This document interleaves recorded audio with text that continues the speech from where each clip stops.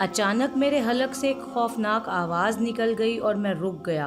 काले रंग का एक होलनाक कुत्ता मुझसे कुछ फासले पर एक झाड़ी की आड़ से निकल आया।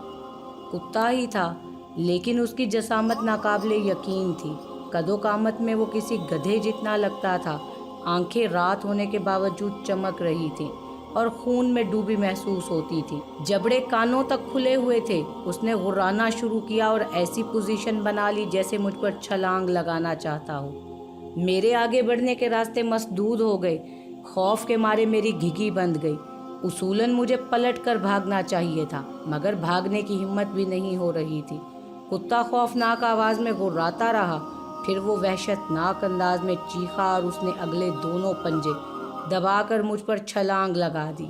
अचानक मेरी आंखें खुद ब खुद बंद हो गईं। मैं मरने के लिए तैयार हो गया। मुझे यकीन था कि एक लम्हे में वो मुझे दबोच लेगा, मेरी गर्दन अपने इंतहाई हद तक खुले जबड़ों में दबा लेगा और उसके बाद शायद मैं दूसरी सांस भी ना ले सकूंगा। मुझे उसके बदन की हवा अपने सर से गुजरती महसूस हुई। वो शायद मेरे ऊपर से गुजरकर दूसरी तरफ निकल गया था। छलांग की गलती हो गई थी उससे, मगर उसके गिरने की आवाज़ नहीं सुनी थी मैंने। अलबत्ता मेरा पलटना फितरी था। बस उसे बचाव की एक कोशिश कहा जा सकता है, लेकिन पीछे कुछ नहीं था। मेरा मुंह हैरत से खुल गया और दूर दूर तक निगाहें दौड़ाईं, मगर कोई मुतहरिक शय नज़र न आई। दूर दूर तक वही खामोशी, वही सन्नाटा था। तब अचानक मुझे एहसास हुआ कि वो कुत्ता नहीं था, बल्कि मेरा रास्ता रोका जा रहा था। इस एहसास ने मुझे बहुत हिम्मत बख्शी। अगर ये बात है तो फिर मेरा रास्ता कोई नहीं रोक सकेगा, बल्कि इस कोशिश ने मेरी हिम्मत बंधा दी थी। मेरे दांत भिंच गए, दिमाग में खून की गर्दिश तेज हो गई, कनपटियां गर्म हो गईं और मैंने आगे कदम बढ़ा दिए। कुछ फासला तय किया था कि अचानक फटफट की आवाज़ सुनाई दी। एक बड़ी झाड़ी के पीछे से कुछ गिद्ध निकल आई। उनकी लंबी लंबी गर्दनें हिल रही थीं और उन्होंने अपने पर चादर की तरह फैलाए हुए थे। खिले हुए तारों की छाँव में वो बहुत भयानक लग रहे थे। उनकी तादाद 6 थी और वो इस तरह कतार में फैल गए थे कि दूर तक का रास्ता बंद हो गया था। फिर उन्होंने मेरी तरफ बढ़ना शुरू कर दिया।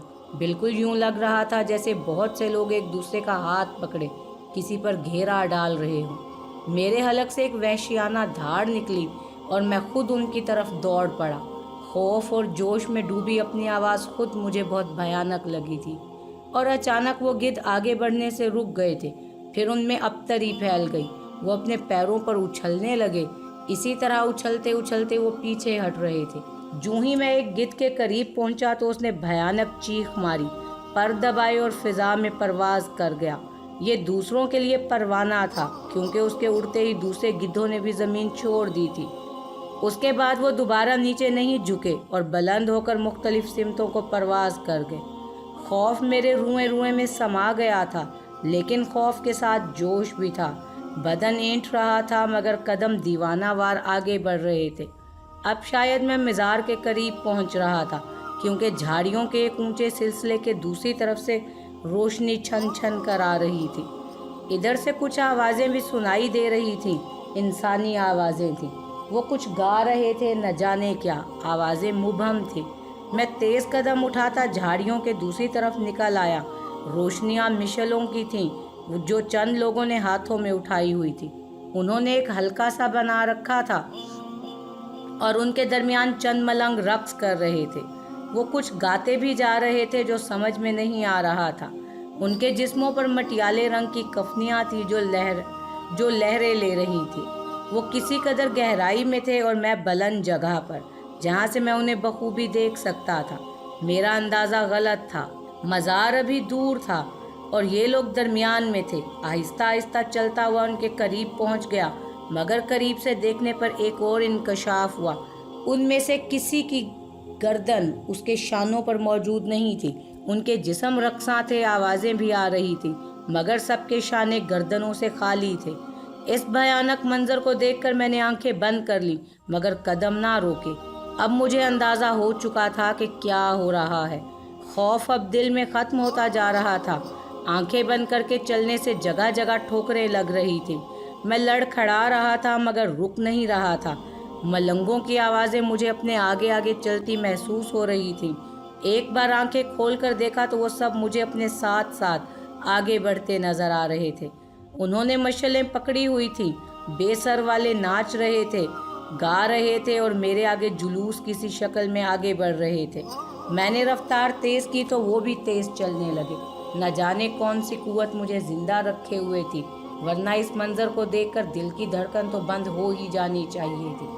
نہ جانے کتنی دور تک چلتا رہا، دماغ سنا رہا تھا، بدن کی قوتیں سلب ہوتی جا رہی تھی، اور اب نہ جانے کون چل رہا تھا۔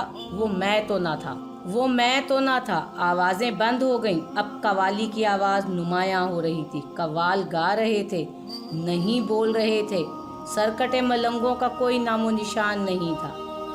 میں بیٹھنے کے لیے جگہ تلاش کرنے لگا، انسانوں کے ہجوم کے درمیان تھا، جہاں تک پہنچا تھا وہیں بیٹھ گیا۔ کچھ فاصلے پر بہت سے لوگ دری بچھائے ہوئے بیٹھے تھے، جگہ جگہ عرس میں شرکت کرنے والوں نے ڈیرے ڈال رکھے تھے۔ کچھ لوگ لنگر بانٹ رہے تھے، میرے قریب آ کر رک گئے۔ کھانا لوگے؟ ہاں، میں نے بھری ہوئی آواز میں کہا۔ برتن ہے؟ نہیں۔ تو پھر کھانا کیسے لوگے؟ رکابی دے دو ایک، کسی ہمدرد نے کہا، اور انہوں نے سلور کی ایک رکابی میں مجھے چاول دے دیے۔ بھوک تو سانسوں کا حصہ بن چکی تھی، یہ تھوڑے سے چاول کیا حیثیت رکھتے تھے۔ میں انہیں کھانے لگا، دری پر بیٹھے ہوئے لوگ مجھے دیکھ رہے تھے۔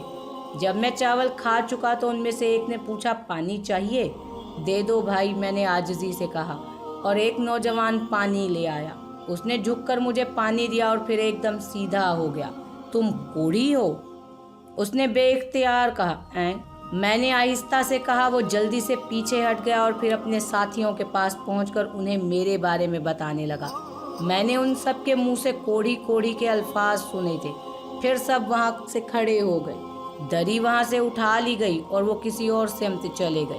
مجھے دلی رنج ہوا تھا، مگر بات یہیں ختم نہیں ہوئی تھی۔ اچانک 6-7 آدمی میرے پاس پہنچ گئے۔ تم یہاں پر کیوں آ بیٹھے؟ کیا کوڑھ پھیلانا چاہتے ہو؟ نہیں بھائی، اٹھو یہاں سے، اٹھو! ایک آدمی گرج کر بولا۔ چلو بھاگو یہاں سے! دوسرے نے کہا۔ میں بادل نخواستہ اٹھ گیا تھا، رکابی اور پانی کا گلاس میں نے نیچے چھوڑ دیا تھا۔ اسی شخص نے پھر چیخ کر کہا، برتن اٹھاؤ اپنے اور چلو دفع ہو جاؤ یہاں سے۔ لا حول ولا قوت! چلا جا، لگاؤں ایک ڈنڈا! اس جوشیلے شخص نے کہا اور ایک موٹی لکڑی سے مجھے دھکیلنے لگا۔ جا رہا ہوں بھائی، جا رہا ہوں، میں نے صبر کرتے ہوئے کہا، اور دونوں برتن اٹھا کر وہاں سے آگے بڑھ گیا۔ دل رو رہا تھا، کیا ناقدری ہے اور کیا عزت افزائی ہے، واہ! مگر صبر ضروری تھا۔ اس سے دور نکل آیا۔ یہ مزار کا عقبی حصہ تھا، پتھر چاروں طرف بکھرے ہوئے تھے، ان کے درمیان جھاڑیاں اگی ہوئی تھی، زمین ناہموار تھی اور اس طرف کوئی نہیں تھا۔ ہاں، بلندی سے روشنی ضرور آ رہی تھی۔ ایک پتھر پر سر رکھ کر لیٹ گیا، خود پر غور کرنے لگا۔ عجیب سا دل ہو رہا تھا، کیا بقیہ زندگی ایسی ہی ہوگی؟ کیا اب کبھی میری دنیا مجھے واپس نہیں ملے گی؟ بہت دیر گزر گئی، پھر گھنگروؤں کی آواز سنائی دی، کسی کے قدموں کی چاپ تھی۔ گردن اٹھا کر دیکھا تو ایک ملنگ تھا، مگر اس کا سر اس کے شانوں پر موجود تھا۔ اس کے ہاتھ میں ایک موٹا سا ڈنڈا دبا ہوا تھا، جس پر رنگین کپڑے اور گھنگرو لگے ہوئے تھے۔ ڈنڈا ٹیکنے سے گھنگرو بج رہے تھے۔ وہ میرے پاس آ کر بیٹھ گیا۔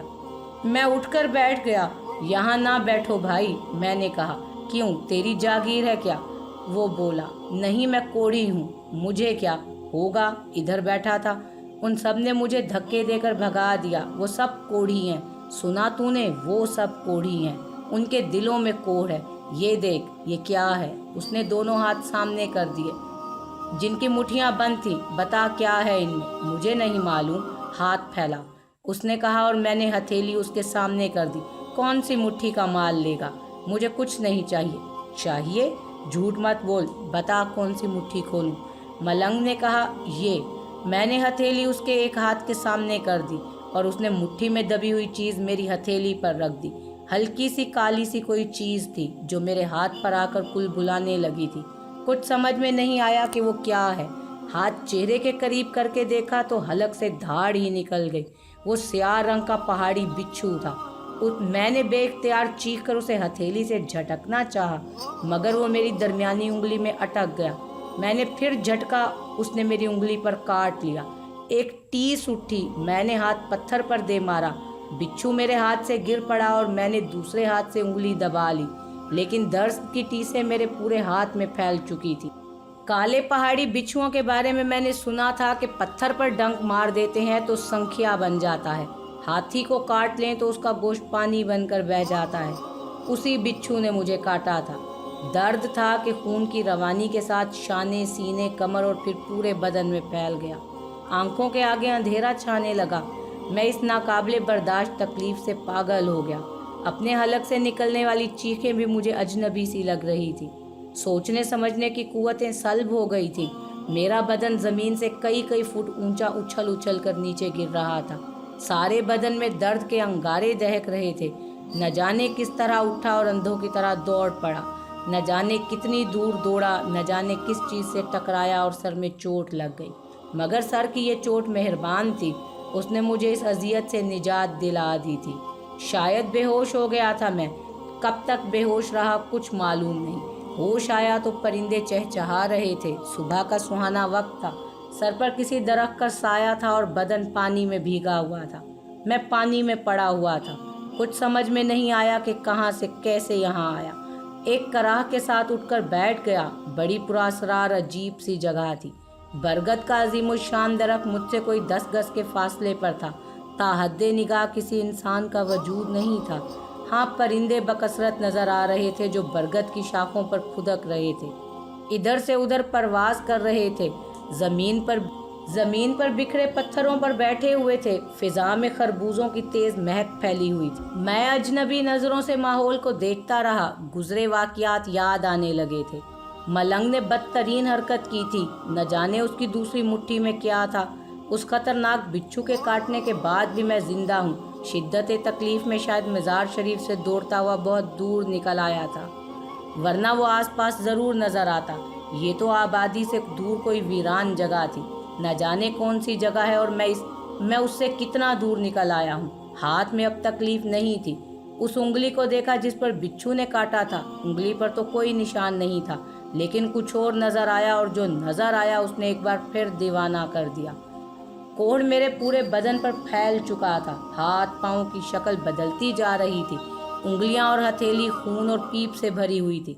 मगर उस वक्त उन जख्मों पर खरंड नजर आ रहे थे, काले काले खरंड, जैसे जख्म अचानक सूख गए हों। मेरे जख्म ठीक हो गए थे। मेरा कोढ़ सूख रहा था। किसी के अल्फाज याद आए, जहर जहर का तरियाक होता है। काले पहाड़ी बिच्छू के जहर ने मुझे कोढ़ से निजात दिला दी थी। दीवानों की तरह बदन के एक एक हिस्से को देखने लगा। सब जगह खाक सी उड़ रही थी। मैं ठीक हो गया था। दिल अकीदत से भर गया। मेरी लगन रंग लाई थी। चश्मा फैज से मुझे सेहत मिली थी। मैं ठीक हो गया था। मैं ठीक हो गया था। बेइख्तियार दिल भर आया। आंसू बहे, फिर हिचकियां बन गई। मुझे यूं लगा जैसे रूठी हुई माँ ने अचानक मुझे खींचकर अपनी आगोश में ले लिया हो। मेरी बेसकूनी सकून पा गई थी। सजदा रेज हो गया और न जाने कब तक सजदे में पड़ा रोता रहा। दिल का गुबार निकल गया तो उठा। खड़े होकर चारों तरफ देखा तो कुछ फासले पर खरबूजों की बेल फैली हुई नजर आई। पीले फल बड़ी तादाद में लगे हुए थे। आगे बढ़कर एक पक्का फल तोड़ा और उसे हाथ से दबाकर बीज निकाल दिए। फिर उसका शीरीं गूदा खाने लगा।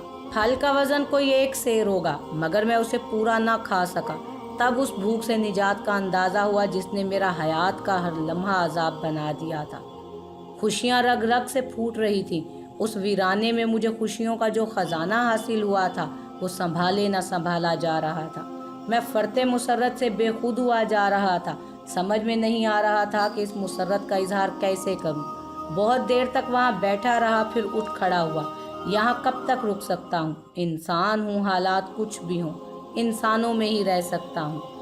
न जाने अब क्या होगा। भूरिया चरण मुझसे गाफिल तो नहीं होगा।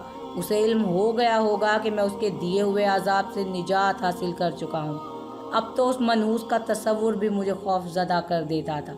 क्या ये वीराना मेरे लिए गोशा आफियत है? कहीं यूं ना हो कि यहाँ से निकलूं और फिर किसी अजाब का शिकार हो जाऊं। मगर यहाँ भी क्या कर सकता हूँ? कब तक दुनिया को तर्क करके यहाँ पड़ा रहूँगा? अल्लाह मालिक है, अब जो भी होगा देखा जाएगा। यहाँ से चला जाए। किसी बुलंद जगह की तलाश में निगाहें दौड़ाईं। देखूं तो सही कहाँ हूँ। आस पास कुछ है भी या नहीं। बरगद का वो दरख्त ही मुआविन हुआ, उस पर चढ़ना मुश्किल साबित ना हुआ। काफ़ी ऊंचा जाकर मैंने चारों तरफ नज़रें दौड़ाई। बहुत दूर कोई शय मुतहरिक महसूस हुई। गौर से देखा तो एक बैलगाड़ी नजर आई जो एक पगडंडी पर जा रही थी, लेकिन ये पगडंडी उसी सिमत से गुजरती थी। थोड़ा सा फासला तय करके मैं उस तक पहुंच सकता था। दरख्त से उतरकर उस तरफ चल पड़ा और कुछ देर के बाद पगडंडी पर जा खड़ा हुआ। बैलगाड़ी दूर से आती नजर आ रही थी। एक सीधा साधा आदमी उसे हाँक रहा था। उसने मुझे देखा और बैलों की रफ्तार सुस्त कर दी। उसके चेहरे पे खौफ के आसार थे। करीब आकर वो रुक गया और दोनों हाथ जोड़कर माथे से लगा दिए और कहा कि महाराज कहाँ जा रहे हो भाई? मैंने पूछा। नगर जा रहे हैं। माई बाप मुझे भी ले चलोगे साथ? काहे ना बीरा, आओ बैठ जाओ। मैं उचक कर बैलगाड़ी में बैठ गया और उसने बैल टकटकाए। रफ्तार पहले से ज़्यादा तेज़ थी। बैलगाड़ी हाँकने वाला कुछ खौफज़दा लग रहा था। मुझे कुछ देर के बाद ही एहसास हो गया, न जाने क्या समझ रहा है बेचारा। सच भी था, वीराने में कोई मिले तो डर लगता ही है। नाम क्या है तुम्हारा भैया? मैंने पूछा। सुंदर लाल।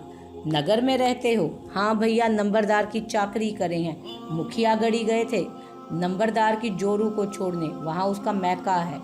नगर कितनी दूर है यहाँ से? 7 कोस। कितनी बड़ी आबादी है? बहुत लोग हैं भैया। वहाँ पहले कभी ना गए क्या? नहीं। एक बात पूछें भाई, बुरा तो ना मानोगे? नहीं, ज़रूर पूछो। यहाँ जंगल में क्या कर रहे थे? बस नगर तलाश कर रहा था। मैंने कहा, हम तो डर गए थे भैया। वो बोला। क्यों? जी भैया, हम समझे डकैत लग गए। आधा खून खुश्क हो गया हमारा तो। नहीं सुंदरलाल, मैं डाकू नहीं हूँ। माफ़ कर देना भैया। क्या नाम है तुम्हारा? मसूद नाम है मेरा। मैंने ठंडी सांस लेकर कहा। मियाँ जी हो? नगर में कोई जान पहचान है क्या? कोई नहीं। नगर रहोगे या आगे जाओगे? आगे क्या है? मैंने पूछा। सिकरी और उसके आगे आगरा। सुंदरलाल ने जवाब दिया और मेरा सर चकरा कर रह गया। मैं इतने फासले पर कैसे निकल आया? मैं तो कहीं और था, यहाँ से न जाने कितने फासले पर। मगर यहाँ सीधा काम ही कौन सा हो रहा था। सुंदरलाल को जब मेरी तरफ से ये इत्मीनान हो गया कि मैं डाकू नहीं हूँ और उसे मुझसे कोई खतरा नहीं, तो उसके मुंह से बातों का सैलाब उमड़ पड़ा। न जाने कहाँ कहाँ की कहानियाँ सुना डाली उसने मुझे। ये सब कुछ अच्छा लग रहा था। फासला तय हो गया, नगर नज़र आने लगा था। उसका असल नाम फतेहपुर था, मगर यहाँ के रहने वाले लोग उसे नगर कहते थे। हिंदू मुसलमानों की मिली जुली कदीम आबादी थी और दौरे अकबरी से उसका गहरा ताल्लुक था। कच्चे पक्के मकानात दूर दूर तक बिखरे हुए थे। पहली शख्सियत एक मर्द की नज़र, जिसके सर और दाढ़ी के बाल सफ़ेद थे। उम्र 70 साल से किसी तरह कम नहीं होगी, लेकिन बदन सीधा और मजबूत। कमर पर चमड़े से बनी हुई पानी से भरी मुश्क लदी हुई थी, मगर वो बुजुर्ग बिल्कुल सीधा खड़ा था, जैसे उसके लिए मुश्क का कोई वजन ना हो। अरे ओ सुंदर, आ गया मुखिया गढ़ी से। कड़कदार आवाज़। हाँ इमामुद्दीन चाचा अभी तो आए हैं। मेरी चीज़ लाया? काहे ना चाचा, भूल कर खोपड़िया तुड़वानी थी क्या? ये क्या है? सुंदरलाल ने गाड़ी से एक कूड़ा निकाला था जिसमें हुक्के के तंबाकू की बू उठ रही थी। जीता रहे, पैसे ले लीजिए घर से। ये कौन है? मुसाफिर, रास्ते में मिल गया था। नगर में कोई पहचान नहीं है बेचारे की। नहीं तो क्या भैया, हम मर गए क्या? अरे हम जो हैं पहचान वाले। नाम क्या है तुम्हारा भैया? मसूद अहमद। मैंने कहा और इमामुद्दीन चौंक पड़े। फिर उन्होंने सुंदरलाल को घूरते हुए कहा, अरे तू कहाँ ले जा रहा है इन्हें? हमारे मेहमान हैं, मुसलमान हैं। लो फ़र्क कर दिया ना चाचा हिंदू मुसलमान का। अरे हिंदू हो या मुसलमान, लाए हम हैं मेहमान, तुम्हारे कैसे हो गए? सुंदरलाल झगड़ने लगा। उतार उतार या चल, ऐसा कर हमारे घर पे छोड़ दे इसे, अभी ये मुश्क डाल के आ रहे हैं। भैया सुनो, इसकी बात मत मानना। अरे तुम अब इस बनिए के हाथ का खाओगे क्या? जाओ, ये तुम्हें हमारे घर पहुंचा देगा। अभी आए 2 मिनट में, ये पानी की मुश्क डाल के। जा रे सुंदरलाल, जो कह रहे हैं वही करियो, वरना अच्छा नहीं होगा। सुंदरलाल ने हंसकर गाड़ी आगे बढ़ा दी। थोड़ी देर के बाद उसने एक छोटे से टूटे फूटे घर के सामने बैलगाड़ी रोक दी और पीछे देखते हुए बोला, अंदर जाओ भैया जी, दरवाज़ा खुला हुआ है। यहाँ बस इमामुद्दीन ही रहते हैं, बड़े भले आदमी हैं। हिंदू मुसलमान का फ़र्क ना होवे है बस हमारे नगर में। कोई मेहमान आ जाए, जिसे मौका मिले ले उड़े है। हम भी आएंगे तुम्हारे पास। और सुनो, ये मत समझना कि तुम इमामुद्दीन के ही मेहमान हो, हमारा भी इतना ही हक बने है, जो भी खिदमत हो सकेगी हम करेंगे। ठीक ही तो कहते हैं चाचा इमामदीन, नगर में भला तुम्हारी जान पहचान वाला कौन कैसे नहीं, सारे के सारे हैं। देखना तुम, जिसे पता चलेगा दौड़ा चले आएगा तुम्हारे पास। सुंदरलाल, यहाँ इस घर में इमामदीन चाचा के अलावा और कोई नहीं रहता? नहीं भैया, अकेले हैं, शादी ही ना करी, बाल बच्चे कहाँ से होते। जाओ अंदर जाकर आराम करो। मैं बैलगाड़ी से नीचे उतर आया और उस छोटे से कुटिया नुमा मकान दाखिल हो गया। छोटा सा अहाता था, बस अहाता ही था। घास फूस की दीवारें, अंदर एक कच्ची मट्टी से बना कमरा जिस पर छप्पर पड़ा हुआ था। कमरे के सामने भी छप्पर डालकर दालान बना लिया गया था। दालान में 2 चारपाइयाँ पड़ी थी, एक तरफ एक हुक्का रखा हुआ था। मैं चारपाई पर बैठ गया और सुंदरलाल अंदर आकर मेरे सामने बैठ गया। बस इमामदीन चाचा आते ही होंगे, सो हम चले जाएंगे। नंबरदार को पता देना है कि मालकन मैके पहुंच गए। तुम्हारी ये नगरी बड़ी अजीब है सुंदरलाल। अरे क्या अजीब भैया, बस भगवान का दिया खा रहे हैं, अच्छी गुजर हो जावे है।